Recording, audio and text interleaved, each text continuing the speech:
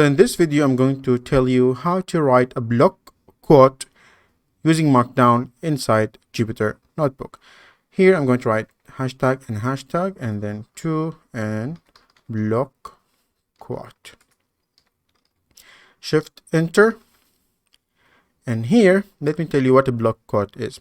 Let's say you found a nice quote on the internet and you want to write it down inside Jupyter Notebook. So you guys can come here and write, let's say this is my favorite quote, and then enter, and then write the greater than sign, and then write the quote itself.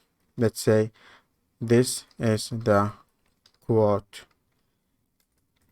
itself. Press shift enter and you guys can see that this is a regular text, and then there is a gray thingy here and there's an indentation, and this is a quote. Now basically in real life you'll be using this if you want to write some general insight about some visualization you did. For example, you did some histogram or your bar chart, let's say 3 or 4 bar charts, and then after getting all the insights and writing it in regular text format, you want to write a general insight. For example, you want to say most of the people who got full marks in their quizzes, they were females, for example. Or you can just write your personal quote in between the cells just to add some humor.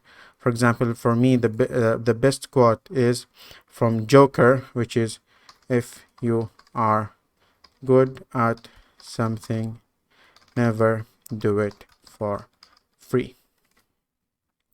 So this is how you write a block of quote. It's a quote and inside a block.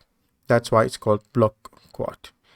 Hope you understand why when you're going to need to write a block of quote and how to write a block of quote inside a Jupyter Notebook. And I will see you in the next video.